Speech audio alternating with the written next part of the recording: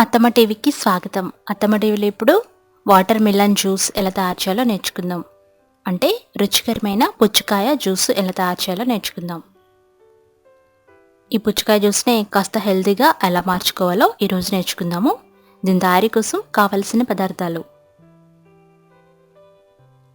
పుచ్చకాయ అరబద్ద, దీన్ని చిన్నగా కట్ చేసి విత్తనాలు తీసేసి పెట్టుకోవాలి. ఐస్ క్యూబ్స్ తగినన్ని, పుదీనా 2-3 రెమ్మలు, నల్ల ఉప్పు 1 టీ స్పూన్, నిమ్మకాయ అరబద్ద. ఇవన్నీ రెడీగా పెట్టుకోవాలి. ఇప్పుడు తయారీ విధానం నేర్చుకుందాం. ముందుగా ఒక మిక్సీ జార్ తీసుకొని అందులో ముందుగా కట్ చేసి పెట్టుకున్న పుచ్చకాయ ముక్కలు వేసుకోవాలి. పుచ్చకాయ ముక్కల్లో విత్తనాలు లేకుండా జాగ్రత్తగా తీసేసుకోవాలి. అందులోనే పుదీనా ఆకులు వేయాలి.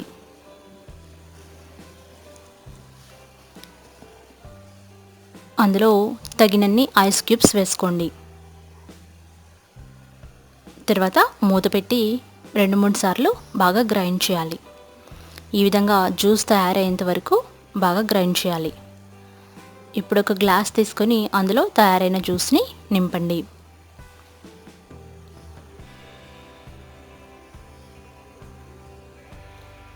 మీకు కావలసినంత నింపిన తర్వాత దాని మీద బ్లాక్ సాల్ట్ అంటే నల్ల ఉప్పు చల్లుకోవాలి.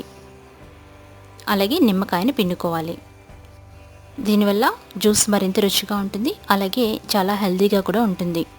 పంచదారకి బదులు నల్ల ఉప్పుతోటి జ్యూస్ తయారు చేసుకుంటే వంటికి ఎంతో మంచిది.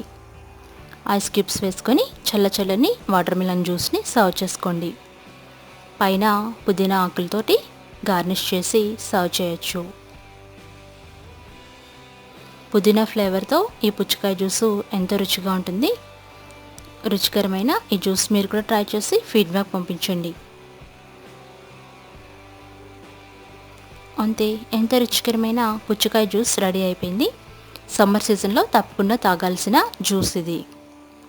పంచదార బదులు నల్లుప్పుతోటి జ్యూస్ని తయారు చేసుకొని టేస్ట్ చేయండి. రెసిపీ టెక్స్ట్ కోసం attamaTV.com చూడగలరు. ధన్యవాదములు.